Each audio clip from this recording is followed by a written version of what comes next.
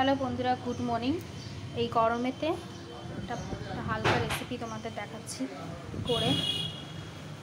পাঁপড়ের ঝাল বাড়িতে করো তোমরা সবাই, হেভি টেস্টি হয় খেতে। পাঁপড়ের ঝালের জন্য আমি এখানে পাঁপড় নিয়ে নিয়েছি। এখানে অনেকগুলো পাঁপড় নিয়েছি, 10 পিস মতন পাঁপড় নিয়েছি। এটাকে এক একটাকে ভেজে নেবো, 2 পিস করবো। আলুগুলোকে এইভাবে লম্বা লম্বা করে কেটে ধুয়ে রেখেছি। আর পাঁপড়ের ঝালের জন্য পেঁয়াজ কোচানো দিয়েছি আর কালো জিরে, এটা ফোড়ন দেবো। আর লাগবে সর্ষে, পোস্ত, কাশ্মীরি লঙ্কা, হলুদ, নুন আর তেল তো লাগবেই।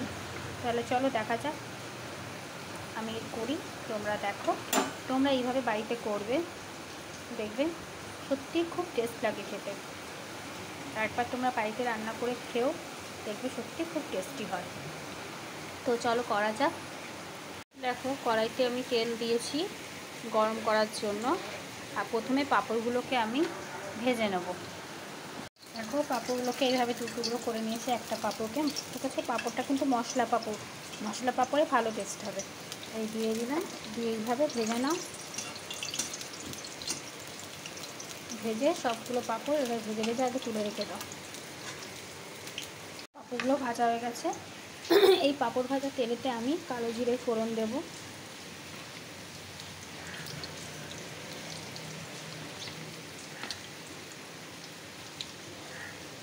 আর দেব পেঁয়াজ কোচানো পেঁয়াজটা। এখানে আমি 2টো পেঁয়াজ নিয়েছি। পেঁয়াজটা একটু ভাজবো, তারপর আলুগুলো দেবো। দেখো, পেঁয়াজটা আমার হয়ে এসছে। এবার আমি কেটে রাখা আলুগুলো দিয়ে দেবো।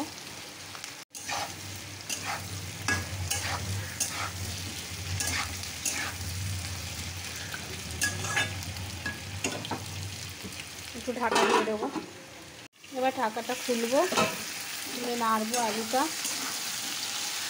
এবারে আমি একটু নুন দেবো, পরিমাণ মতন তোমরা নুন দেবে।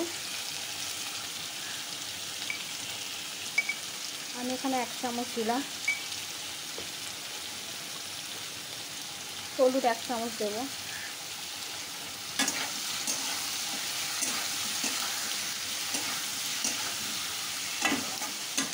আর দেবো কাশ্মীরি লঙ্কা 1 চামচ। এবার ভালো করে এটাকে নেড়ে নেড়ে ভালো করে আলুটাকে লাল লাল করে একটুখানি মশলা দিয়ে নুন লঙ্কা একটু ভেজে নেব। ততক্ষণ আমরা মশলাটা করে নিই, পেস্ট। দেখো, আর একবার নেড়ে দিয়ে আমার অনেকটা লাল লাল হয়ে গেছে আলুটা। এবার আমি একটু জল দিয়ে দেবো।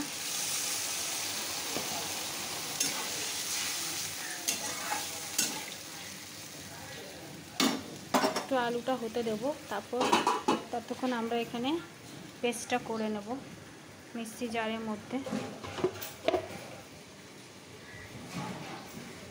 দেখো, পেস্টটা আমার কত সুন্দর হয়ে গেছে। এটা আমরা তরকারিটা দেখি আলুটা সেদ্ধ হয়েছে কিনা, এর মধ্যে দিয়ে দেবো।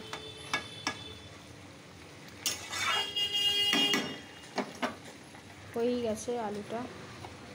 ওই পেস্টটা এর মধ্যে দিয়ে দেবো, দিয়ে আরেকটু আলুটা হবে, তারপরে পাঁপড় দেবো।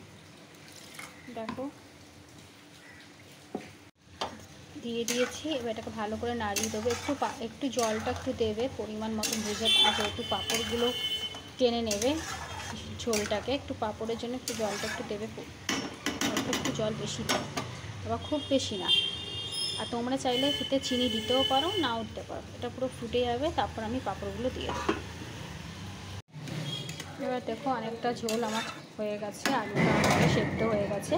এবার আমরা পাঁপড়গুলো এখানে দিয়ে দেবো, সব কটা পাঁপড় দিয়ে দেবো। দেখো, পাঁপড়গুলো দিয়ে এইভাবে নেড়ে ঝোলের মধ্যে চুবিয়ে দেবে। এইভাবে দিয়ে দেবে যাতে মিশে যায় পাঁপড়টা আলুটার সাথে।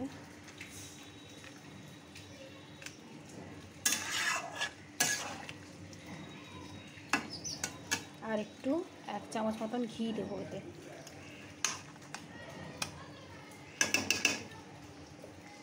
একটু ফুটবে, দিলে নামিয়ে দেবো। আমার হয়ে গেল পাঁপড়ের ঝাল। এরকম করে বাড়িতে করে দেখো, দারুণ লাগে খেতে। এই ভিডিওটা যদি আমার ভালো লাগে বেশি করে লাইক সাবস্ক্রাইব করে দিও, কমেন্ট করতে ভুলো না, অবশ্যই লাইক সাবস্ক্রাইব করে দিও। তোমরা আমার পাশে থেকো, আমি রোজ প্রত্যেক দিন নিত্য নতুন ভিডিও তোমাদের দিতে থাকবো। Tata, by.